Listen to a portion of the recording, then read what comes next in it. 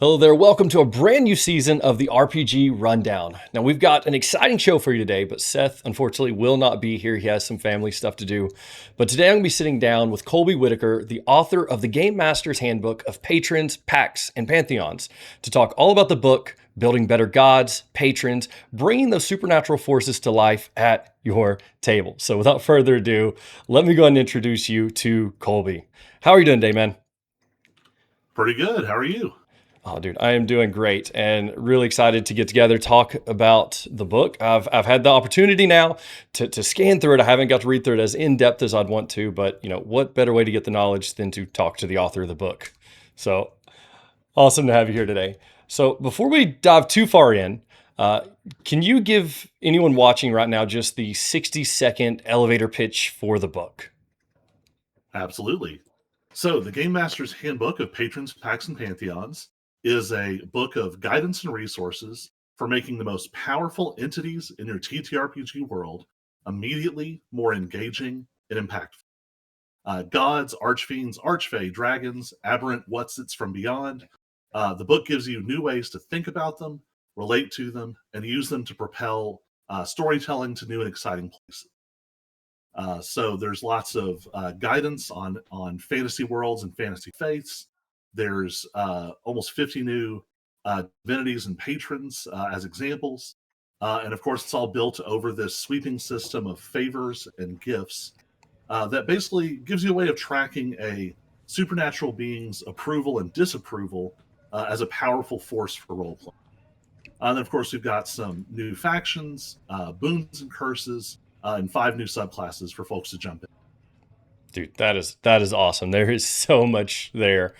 And so we'll just kind of start at the top, because this is like a really big, it's like a really big part of the game, but then in a lot of ways, patrons and gods and pacts and all that has been kind of like very nuanced in the game. So let me ask this, what problem is the book trying to solve?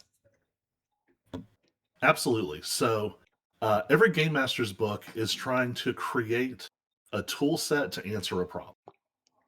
Instant Towns and Cities and Legendary Locations was about travel. Traps, Puzzles, and Dungeons was about decorating out your dungeon crawl with all the features you need. This one's a little more esoteric, and it came out of 2 problems I kept running into.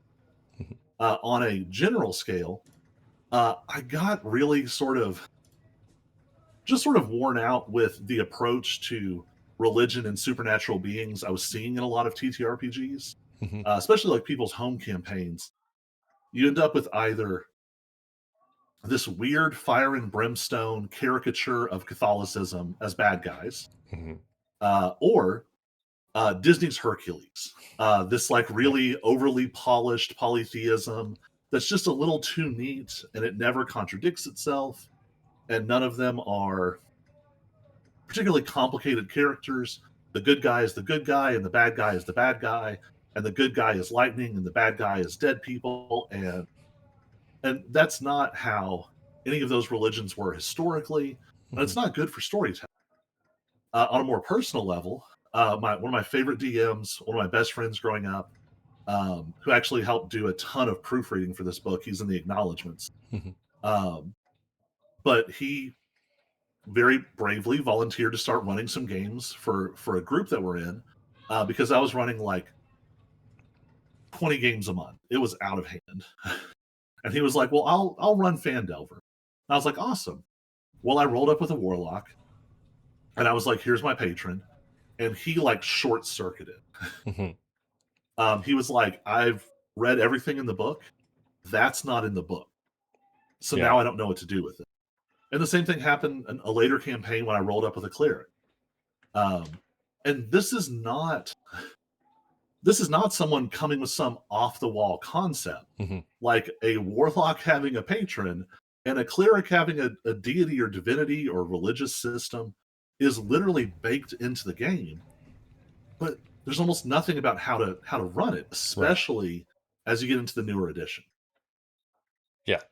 No, absolutely. And I've seen all the same issues. Like my favorite character to play, on those rare occasions I get to play and not DM, is a cleric. And I've had all the same issues. It's like not always a great integration with your deity, and so I think this is so cool.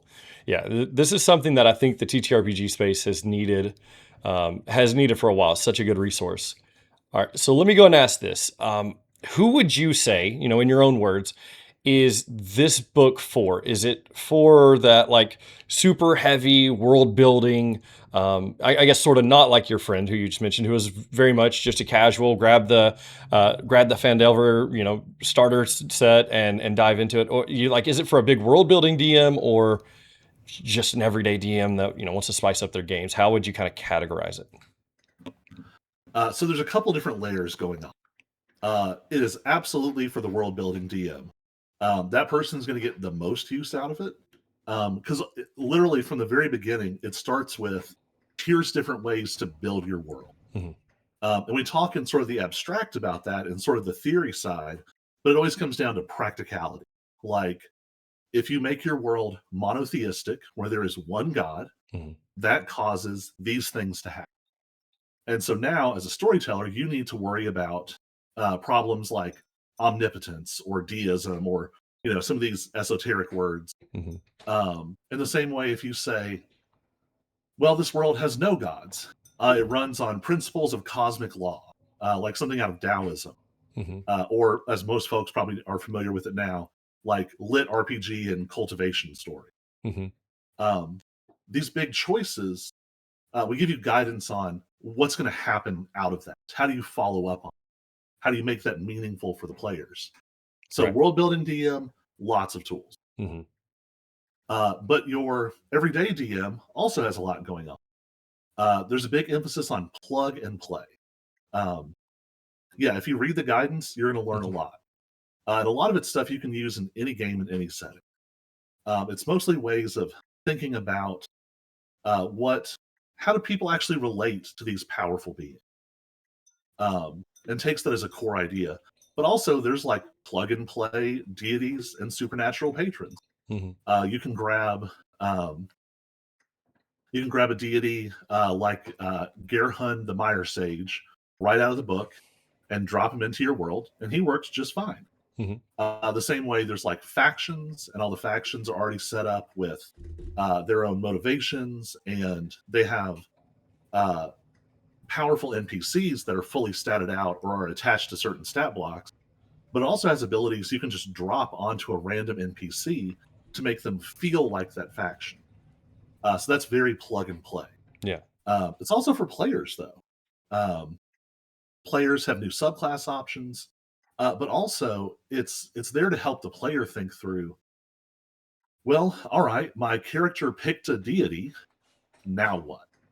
So it talks about Mm-hmm. like, what does your character actually do for or with or about that deity every day? There's lists of pilgrimages, rites, and rituals. Those little bits of flavor, like to anchor it in a point of reference. Um, Avatar: The Last Airbender centers around the Avatar going to each of the four nations and studying with some kind of elemental master and learning their style. That Mm-hmm. is a religious practice. There's not whether there's gods there is a little question mark, Mm-hmm. but it's a religious practice, and so that drives that whole story. And it also, Critical Role season 1 and Keyleth, it's the same thing because she's riffing on Avatar. Mm-hmm. Okay. Um, but it makes your players go places and do things, and it gives those characters things to care about and be invested in. Mm-hmm. So hopefully, all three of those players, the world builder, the everyday DM, and the player, are all going to find. Nice. Okay. So I will say this. Last year I ran a campaign in Daggerheart in I think it was the Wildwood setting, a campaign setting. And in it would like the gods in that world were called the faint divinities, and they were so central to the story. I really wish I would have had this resource last year. But yeah, that's really cool because I've already read through like some of the different deities and stuff in the book, and a lot of them, like you said, they're easy to grab, put into your world, and make them real. And actually, a lot of like the mechanics and stuff we're gonna get to in just a few moments.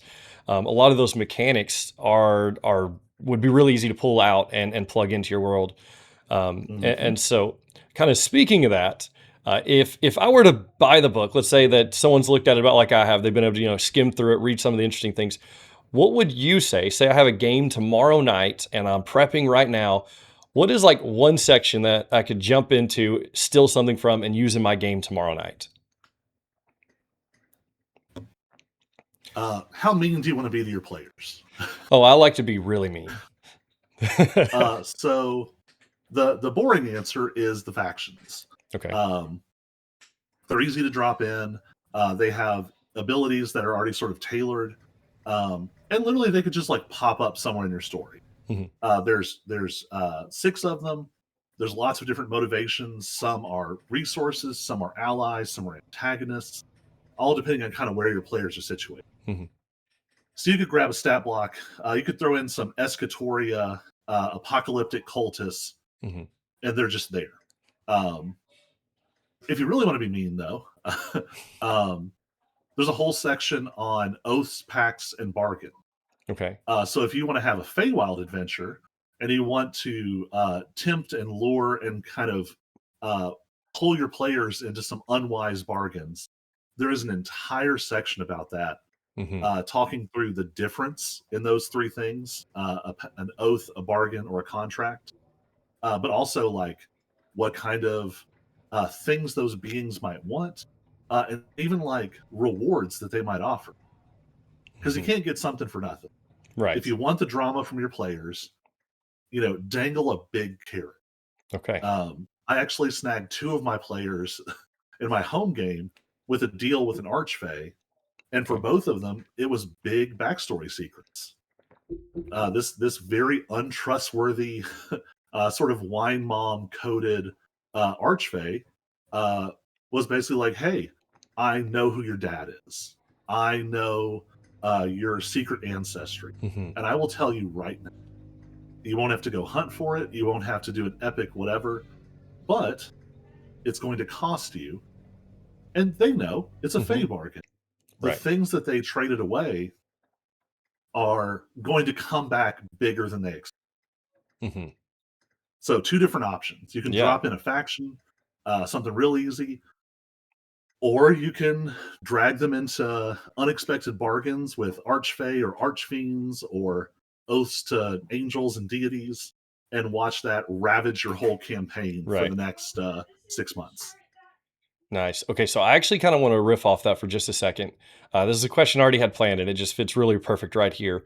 And this is something that I've had a little bit of issue with in my home campaign because they're all my friends and they don't trust me at all. And so, how do you make a good enough? How do you make like an offer from a devil, archfey, god, something like that? How do you make it good enough that your players actually want to say yes? The secret ingredient that people always miss is timing. You don't go to someone in a well-lit room where they're content and happy and everything's good. Okay. You hit them with urgency and a sudden need. Okay. And that's when people, and that's narratively true too. Okay, well, this PC just got killed. And hey, here's a weirdly untrustworthy angel who wants to revive them, but only if X, Y, and Z. Right. Okay. The same way, like, we're going to lose this fight. This being is too powerful. What am I going to do? An archfiend shows up in their dreams and says, "Well, if you agree to provide 3 favors to me, I'm going to give you a level in warlock right now." Nice. Okay. Yeah. So timing. That's Okay. really the key. So it's funny as you say that. I can think of like 2 examples just in my own campaigns I've ran. I was running a one shot at one point, which a one shot might be a little cheating because I think they're a little more willing to make a deal with the devil.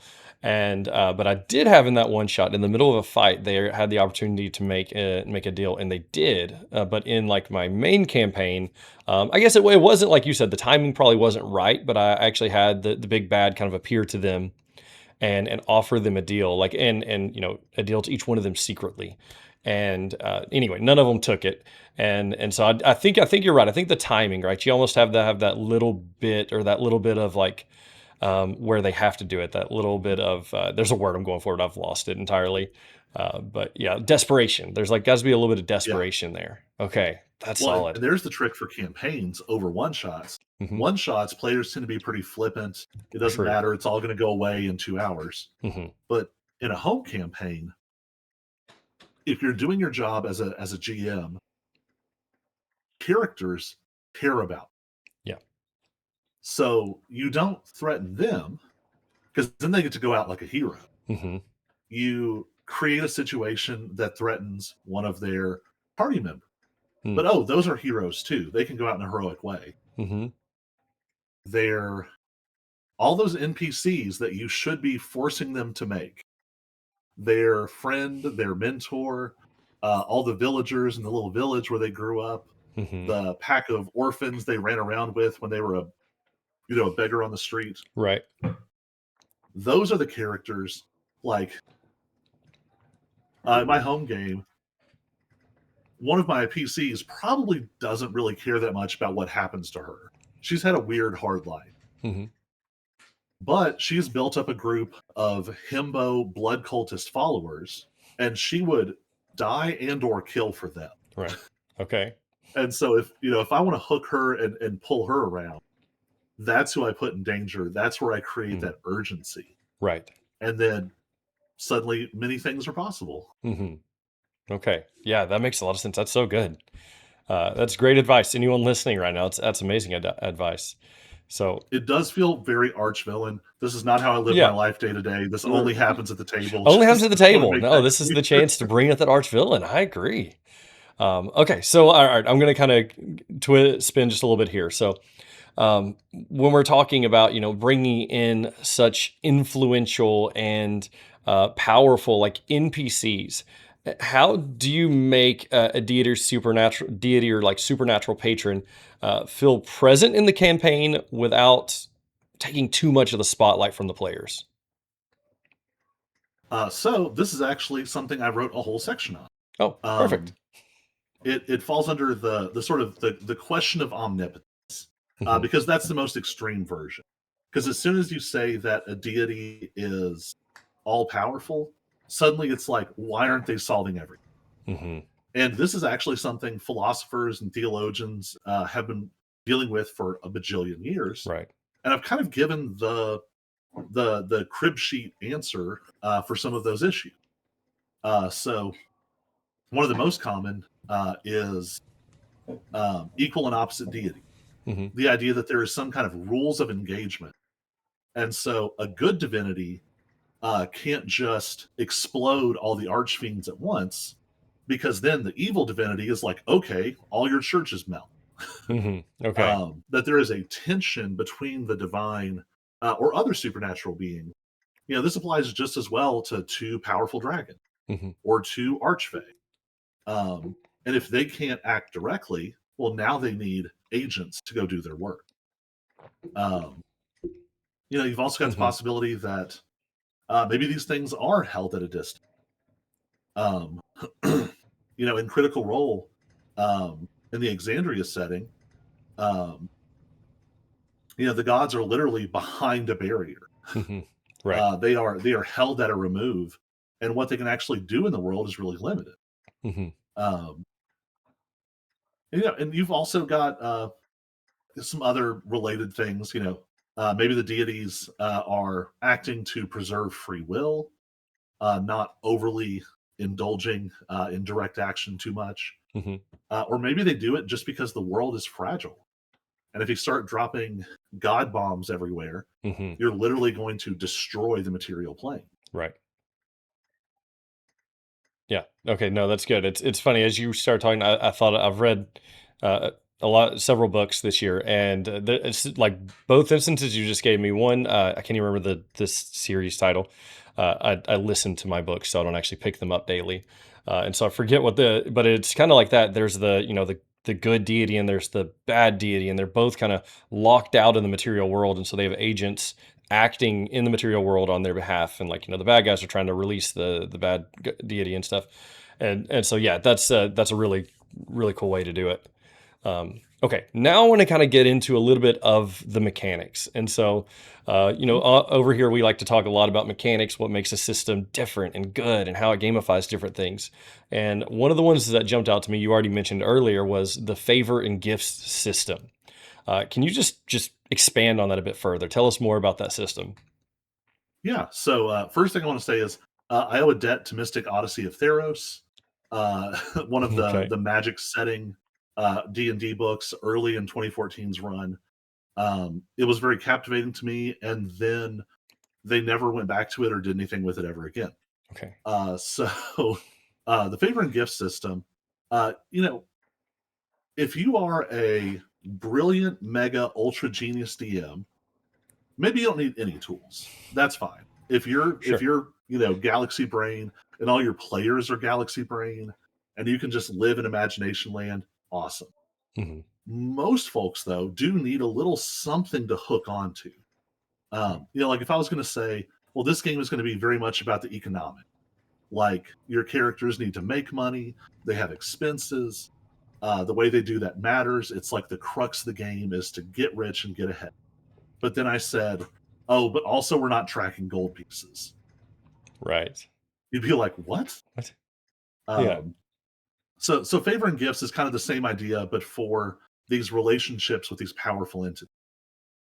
It's a simple number, 0 to 50, and basically at the end of every session, every category of divinity, every specific divinity, every category of patron, and every specific patron has things they like and Hmm. things they don't like.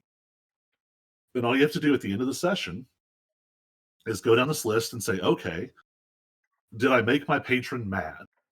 Hmm. Or did I please my deity with the things that I did? Right. And that number ticks up 1 point, maybe two, three, even 5 or 10 if you really did something epic. But Hmm. like +10 is like you fought and killed their opposing deity or something. Right. Okay. Yeah. So way Um, up there. yeah. But as you progress in favor, you get gifts. Hmm. And most of them start off pretty small, little like proficiencies or cantrips, those sorts of things. But some of them scale up into some pretty cool powers. But the point of that is they reflect the literally the gifts that you're given for following this being. Hmm. Um, like so. I pulled up a random one here. I somehow triggered an AI over there somewhere. Yeah. No, it Um, happens. so yeah, like with crafting, you make a creation and crafting god happy when you Hmm. use your time to tinker Hmm. or invent things. You discover a new type of creation. You solve a problem through artifice or invention. You teach your skills to another, or sort of on the highest end, you create a legendary masterpiece with your craft. You Okay. make them angry by not practicing your craft, Hmm. destroying a unique work of art, or taking shortcuts or compromises in your craft. And it's like this is all just logical stuff. Right. Like what would a god of making things enjoy, and what would they not like? Hmm. Um, and on the very low end, you basically can speed craft once a day. And it's just a neat way to be like, yeah, my character is a dwarven blacksmith, and they follow a forge god. And when you stop for the night, they can set up a little mini forge, and basically, as a sort of semi-religious ritual, they can crank out a longsword. Right. Okay. Yeah. Um, it feels like something that kind of character should be able to do, and so Hmm. this enables you to do that. Gotcha. Okay. Very cool. So I realize this can probably be ran, different ways at different tables. Is the idea generally that the GM gives the points based on how the player played it, or is it something the player keeps track of themselves? So hopefully it's a conversation, Hmm. kind of the same way like some tables reward bonus XP or like heroic inspiration. Right. And you might ask like, well, what player did something that was really cool? Hmm. and the party talks about it, and then you're like, okay, well, that person has inspiration next session. Right. Okay. This is kind of the same vibe, like, you know, and hopefully as you get a feel for it, you sort of understand when you are and aren't moving this forward. Hmm. Um, because that's one thing I talk about a lot is the goal is not to make like a login game on your phone where you have to go in and do a bunch of chores every. Right. Yeah. The goal is to give you tangible ways for your character to show what they believe Hmm. and to have the world respond to that in a way that the DM can manage. Hmm. And it's all very like again plug and play. So there's specific divinities and specific patrons, but also like there all of these categories are general. Hmm. So if you had someone in your campaign who's following the Raven Queen, classic D&D deity, um, you just make her a death goddess, and there's already a list of things that a death deity wants and doesn't want, and the abilities that go with it. Hmm. In the same way, like if you're playing Curse of Strahd and you want to tempt a player, well, there's undead patrons. Hmm. And it's very easy to make Strahd an undead patron. And so suddenly, you're not just tempting them generically, you're saying, like, follow me, and there's power in it for you. And, now this player has a tangible way of saying, like, I am getting closer to Strahd, or I am rejecting Strahd's influence. Okay. Yeah. No, definitely. That's cool. All right. So, kind of coming off that, I want to talk just a little about the gods because you've created a lot of different deities and supernatural beings and stuff. So, let me ask. This might be a hard question. Which one is your personal favorite, and just tell us a little bit about it. Okay, I'm gonna claim two, but Okay. I'll be quick. All right. They're Sounds both good. actually undead patrons. Okay. One of them is Anton Redmont, and literally, so he popped up. His family actually pops up in the legendary locations Hmm. as a clan of sort of like mountain vampire, sort of Appalachian skewing vampires. Okay. And I was like, I'd love to dig down deeper on. And so he is this really dangerous combination of like arrogance and pride, but very like wounded pride because he's the youngest in a clan of ancient vampires and he's never going to move up the ladder. And so he has this Hmm. incredible power, but this incredible inferiority. So he's just this super damaged, super sexy vampire. Hmm. And I know D&D players. I think Anton is going to get a lot of play. Yeah. I wrote him a theme, which is on my YouTube. Hmm. Um, I love it. It goes from like gothic, a weird kind of like gothic Appalachian vibe to like uh, vampire rock opera. Okay. Very And cool. every time I listen to it, I fall more in love with it. The I other love it. though is the carvers. Okay. With all these categories and divinities, I try to say what is like an archetypal over the plate, which is Anton. Hmm. The inspirations they're very clear. He's Vampire Diaries. He's Supernatural. He's Lestat from Interview with a Vampire. Very very clear Hmm. origins. The Carvers are undead, but sort of flipped the other way around. Okay. They're good aligned undead, and they are like puppet liches. Hmm. It's a weird riff on Geppetto and Pinocchio. Okay. Basically, a powerful wizard decided he didn't want to die, but he wasn't a bad guy.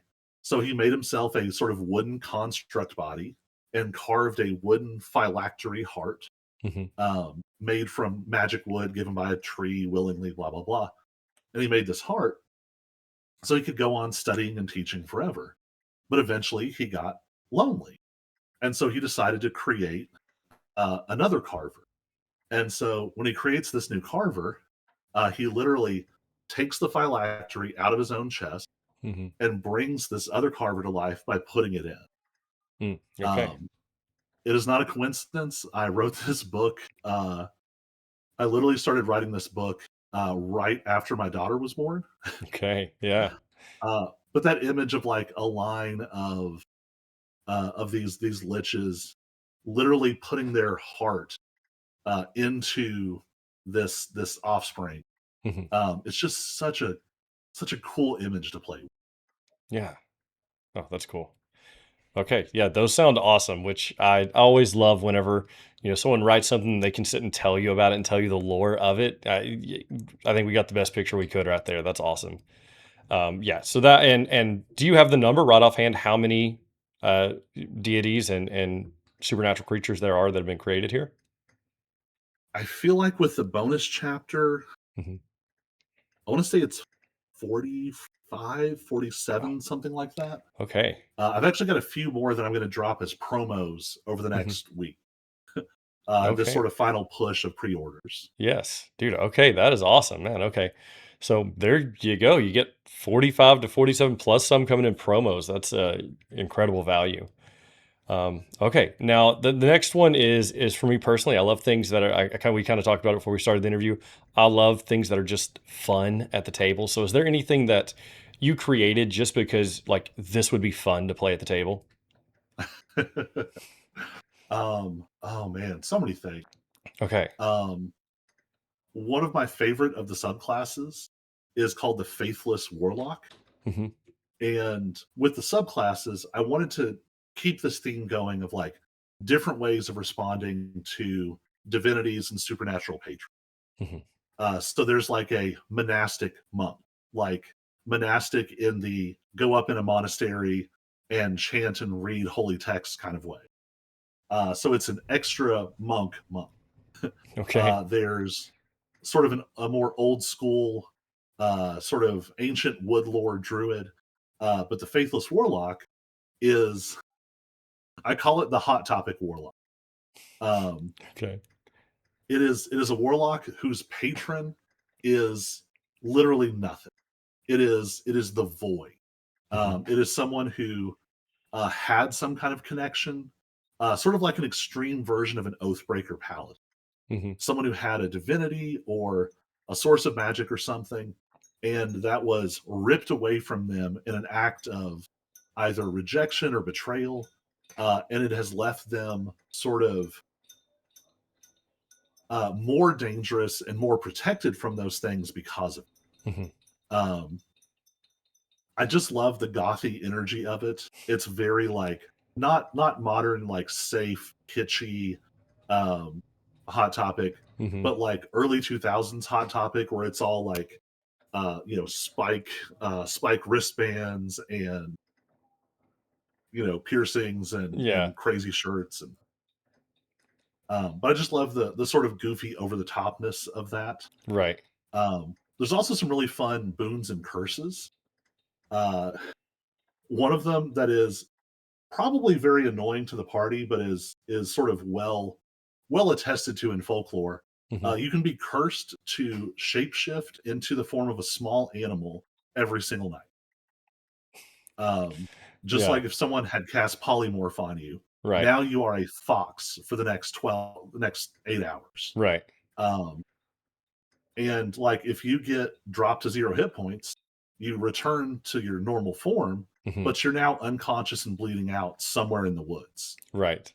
Okay. Um, it just has a lot of like role playing juice to it. Oh yeah, that's cool. Um, yeah, like one of your players kicks a dog, and it's like, all right, you're a dog every night.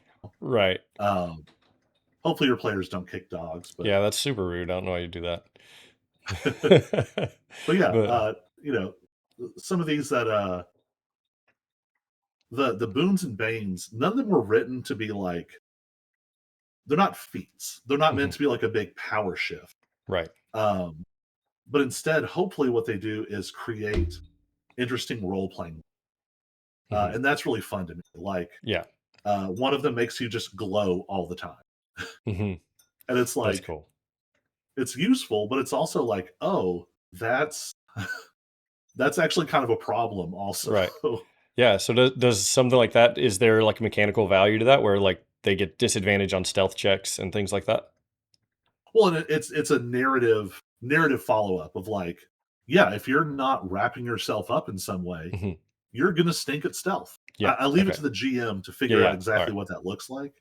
But yeah, if you're a giant walking torch, Right. yeah, you can't sneak up on somebody in the dark outside at night, Right. Yeah. or Okay. probably ever, honestly. Right. Yeah. Probably not if you're just radiantly glowing all the time. Or another Yeah. goofy one, it's just called red handed. Hmm. And literally, if you touch something that isn't yours, it is stained with a giant red, like wet, painty handprint. And it fades over time. But, Hmm. that's just so much fun to put it on the rogue, the Yeah. thief character. And it's like, oh, okay. Yeah, you're going to have a real pain in the butt every time you try to go lift stuff through town. Oh yeah. Yeah. No, I was already thinking the glowy torch one for my rogue. Oh, she would hate me. Hmm. But man, that could be fun. Yeah, no, dude, those are great. All those sound like a lot of fun at the table, and I love things that make the table gameplay fun, and that sounds like it. Hmm. All right, I have one last question, and then I want to give you a chance to add anything else you want to add, and let people know where they can find you and all that stuff. So my final question is, if you had to build an entire campaign around one concept from this book, what would you choose? Well, here's the problem. Literally, my home campaign Yeah. is in the book. Okay. Um, I give a list of like interesting, just sort of seeds of settings as examples of these different sort of religious vibes, Mhm. like religious metaphysics you could have. Um, and so the one called Godfall is actually my home game right Okay. All right. now. And it's basically a group of wizards fished something out of the astral sea Mhm. and turned it into their own construct god, Mm. and it Okay. has taken their whole society over. And now they're just marching across the world, conquering the countries, but also killing their divinities. Mhm. And so to deal with this, the gods basically anyone who kind of had an inclination or spark of divinity. So think of things like um, like sorcerers with their different bloodlines, Mhm. maybe like a paladin, someone who's been resurrected by divine magic, distant descendants of a monster or a deity. Basically, they scattershot divinity across the world, and now Right. all of these people are awakening as demigods and moving towards divinity. Mhm. Mm. Okay. So Very cool. all of my players are they're only up to like level 4 and are having to Mhm. figure out what it means to be a divinity, and to even to move across tiers as a divinity, Mhm. they have to kind of engage with some of the elements of this system, and they have Right. to be like, what's important to me? What are my precepts? What do I want my followers to do or not do? So that's just been a ton of Dude. Yeah. That sounds really cool. That's such a cool campaign setting. But all right, I think that is going to bring us right around to our time. But before we end, I want to give you a chance. One, anything that we've missed, haven't covered, you think that'd be really cool for people to know. And then two, where can we find the book? Where can we find you? Where can we find more information? Anything you want to give us there? oh my goodness. Yeah, yeah. Um, Just open to do whatever you want right now. do you know what day we'll be posting by? Not to put you Um, under too much pressure. that is a Seth question. He does all our administrative stuff, but I believe it will be posted on. Never mind. I have no idea. I think it normally goes live on Tuesdays, but today is Tuesday, so I don't. All right. So man, so they have to. Oh, the appendix. I Mhm. cannot forget the appendix. So literally one of the very first things I said to my editor was, Mhm. I cannot talk about all these things in a way to exhaust the whole conversation. Mhm. This book is a starting point. I hope it gives you some basics, some guidance to get you going. But there's all these other really cool TTRPG settings that draw from different places in the world, different cultures, different eras, different mythology and folklore. Hmm. Um, so just to shout out stuff like Undying Corruption, which is by an amazing team and digs into Korean folklore and mythology. It's amazing. Their art Yeah. is gorgeous, but Oh, also wow. like it's one of the most ambitious projects I've ever seen. They've done, I think, 2 full campaigns now, full hardback print. You can find them on Drive Through RPG. They're phenomenal. Stuff like um, Islands of Sina Una, which deals with sort of Filipino mythology and folklore. Coyote and Crow, which is a kind of indigenous American futurist, Hmm. but deals with concepts from indigenous American spirituality. Um, Go find these folks. Hmm. This is just Yeah. the tiniest bit of a list. Be looking for these folks. I want to be an on ramp. I want to be a runway that gets you up in the air to go find all these cool things. Right. Yeah. And then yeah, take some of these systems and use them to explore all these amazing settings. Hmm. Very cool. All right. And you did mention earlier you had a YouTube channel. Would you want to tell Yes. everyone about So on social media, that? Hmm. um, terrible that I have to look up my own YouTube channel. On Instagram, I am Colby.Whittaker. Okay. You can find some previews of the book, some of this music I've been working on. Hmm. On Blue Sky, I am at Hagiologist, Hagiologist, or just search Colby Whittaker. On YouTube, I am also Hagiologist. Um, but again, if you search Colby Whittaker, you'll probably find me. Um, and yeah, I've written some, I've actually composed some musical themes Hmm. for some of the patrons, dragging out years of music theory I haven't touched in a long time. And I've also got previews for each chapter of the book, except for the last chapter, which I'll probably get up this week. Okay. Well, very cool. As we sign off, make sure you guys check out this book. Again, it is the Game Master's Handbook to patrons, packs, and pantheons, which is tricky to say fast. But yes, Believe make me, sure. I've done it a lot. Yeah, I bet you have. But with that, as we're signing off, if you guys enjoyed hanging out with us, make sure you check out all the other podcasts over on the Love Thy Nerd podcast network. We are just a group of nerds who are out serving and loving on people for the glory of God. And so appreciate you for watching. Make sure you subscribe to this channel and follow for more.